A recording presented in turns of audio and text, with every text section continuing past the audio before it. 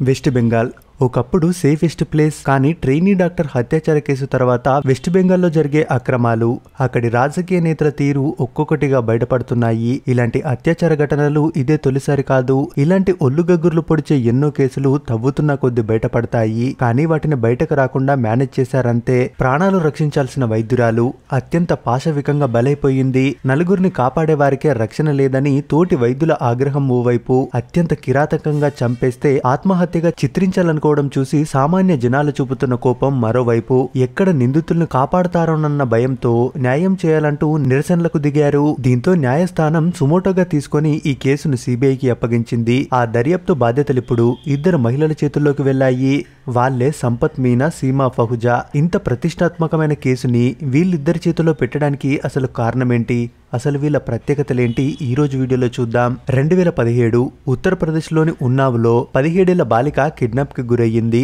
బాధితురాలిపై స్థానిక ఎమ్మెల్యే సహా మరికొందరు అత్యాచారం చేసి చంపేశారు. అంతేకాదు ఆమె తండ్రిపై తప్పుడు కేసులు మోపి ఆయన మరణానికి కారణమయ్యారు. వారి కుటుంబాన్ని ఎన్నో రకాలుగా ఇబ్బందులకు గురిచేశారు. అయినా బాధితురాలు న్యాయ పోరాటం చేసింది. ఈ కేసు సిబిఐ చేతుల్లోకి వెళ్లాక ప్రధాన నిందితుడు ఎమ్మెల్యేకి యావజ్జీవ కారాగార శిక్ష విధించింది. ఇంకొకటి హత్రాస్ ఘటన. 19 ఏళ్ల దళిత మహిళని ఉన్నత వర్గాలకి చెందిన నలుగురు సామూహిక అత్యాచారం చేశారు. తీవ్ర గాయాల పాలైన ఆ అమ్మాయి 2 వారాల తర్వాత చనిపోయింది. కనీసం అయిన వాళ్ళని ఆఖరి చూపు కూడా చూసుకోనియకుండా ఆ అమ్మాయిని దహనం చేసేశారు. ఇది అప్పట్లో దేశవ్యాప్తంగా ఆగ్రహానికి కారణమైంది.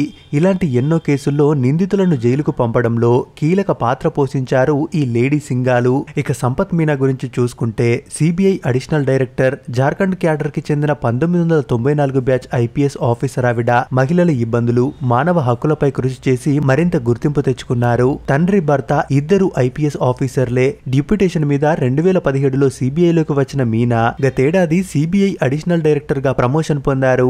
ఢిల్లీలో the bureau of police research and development లో ఇన్స్పెక్టర్ జనరల్ గా ఉన్నప్పుడు పిల్లల అక్రమ రవాణాను అడ్డుకున్నారు. తప్పిపోయిన పిల్లలను కనిపెట్టి వారికి పునరావాసం కల్పించే ఆపరేషన్ ముస్కాన్ ను ముందుకు తీసుకెళ్లడమే కాదు, జార్ఖండ్ లో 700 మంది పిల్లలు తిరిగి తల్లిదండ్రులను చేరుకునేలా కృషి చేశారావిడ. రాంచీలో ఎస్ఎస్పీగా పనిచేసిన తొలి మహిళా ఐపీఎస్ ఆవిడే. నక్సల్ ప్రభావిత ప్రాంతాల్లో ఆమె చూపిన ధైర్య సాహసాలకు పురస్కారాలు సైతం వరించాయి. ఉన్నావ్ కేసులో కీలకంగా వ్యవహరించి రాష్ట్రపతి పురస్కారాన్ని అందుకున్నారు. ఇలా చెప్పుకుంటూ పోతే ఆమె సాల్వ్ చేసిన కేసులు ఎన్నో. ఇక సీమా పహుజా గురించి చెప్పాలంటే 2017 హిమాచల్ గుడియా కేసు గురించి విన్న వారెవరికైనా సీమా పహుజా గుర్తొస్తారు. 10వ తరగతి అమ్మాయి స్కూల్ కు వెళ్లే దారిలో కనిపించకుండా పోయి 2 రోజుల తర్వాత శివమై దొరికింది. ఏమాత్రం ఆధారాలు లేని ఈ కేసుని విజయవంతంగా ఛేదించారు సీమా పహుజా. దీనికోసం అడ్వాన్స్ డిఎన్ఏ టెక్నాలజీని వాడారు. హత్రాస్ అత్యాచార కేసులోనూ సైంటిఫిక్ టెక్నాలజీతోనే విజయం సాధించారేమే. జీనియస్ ఆఫీసర్ గా సీమకు పేరుంది. సిబిఐలో ఏఎస్పీగా ఉన్న ఈమె 1993లో ఢిల్లీ పోలీసు విభాగంలో సబ్ ఇన్స్పెక్టర్ గా చేరి ప్రమోషన్లు అందుకున్నారు. డిఎస్పీ అయ్యాక మానవ అక్రమ రవాణా, హత్యలు, మైనర్ బాలికలపై జరిగే నేరాలను అడ్డుకున్నారు. నిజానికి కుటుంబ బాధ్యతల రీత్యా సీమ పదవి విరమణ చేయాలనుకున్నారు.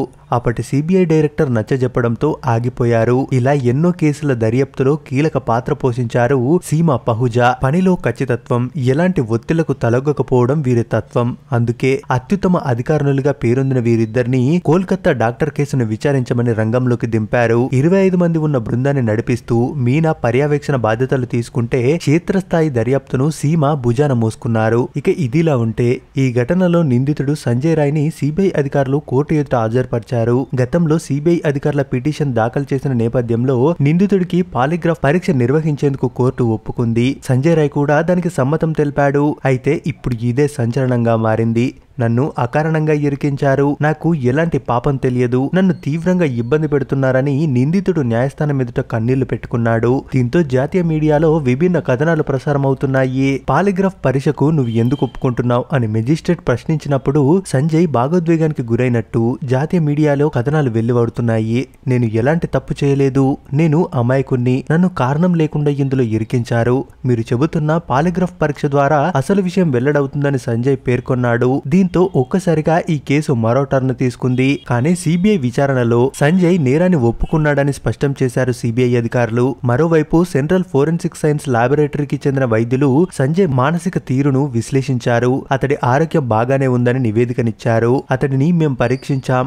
ఆ ఘటనలో ప్రతి నిమిషం ఏం జరిగిందో అతడు పూసకుచ్చినట్లు వివరించాడు. అతనిలో పెద్దగా పశ్చాత్తాపం కనపడలేదు. అంతా చెబుతున్నప్పటికీ అతను ఏమాత్రం భయపడలేదు. పైగా ఒక గర్వం అతడి కళ్ళలో కనిపించింది అంటూ సంజయ్ ని విచారించిన ఫోరెన్సిక్ వైద్య బృందంలో పాల్గొన్న ఓ అధికారి చెప్పుకొచ్చారు. దీంతో సంజయ్ రాయ్ కేసును తప్పుదారి పట్టించేందుకు ప్రయత్నిస్తున్నారని తెలుస్తోంది. విచారణాధికారులను తప్పుదోవ పట్టించే ప్రయత్నం చేస్తున్నాడని పేర్కొన్నారు కొందరు అధికారులు.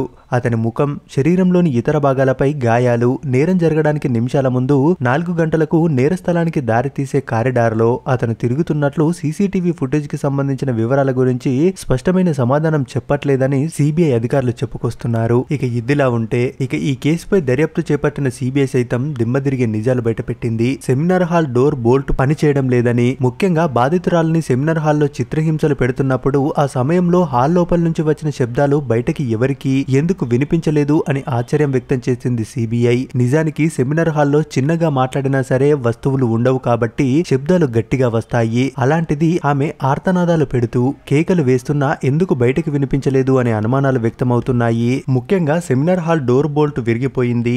పైగా నేరం జరుగుతుండగా ఎవరు లోనికి రాకుండా ఉండేందుకు హాల్ బయట ఎవరైనా నిల్చొని సహకరించారా అనే కోణంలో కూడా విచారణ చేపడుతున్నట్లు సిబిఐ వెల్లడించింది.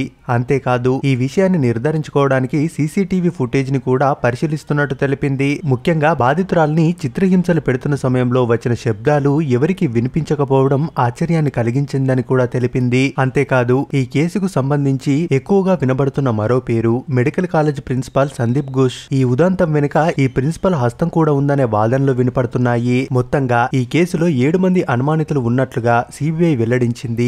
ఏది ఏమైనా సీమా ఫహుజా, సంపత్ మీనాలు ఈ కేసును సుమోటోగా తీసుకుని నిందితులకు శిక్ష పడేలా చేయాలని మనసారా కోరుకుందాం. మరి ఈ వీడియో గురించి మీరేమనుకుంటున్నారో మీ అభిప్రాయాన్ని కామెంట్స్ రూపంలో తెలియజేయండి. మరిన్ని ఇలాంటి మంచి మంచి వీడియోస్ కోసం మన ఛానల్ ని తప్పక సబ్స్క్రైబ్ చేసుకోండి.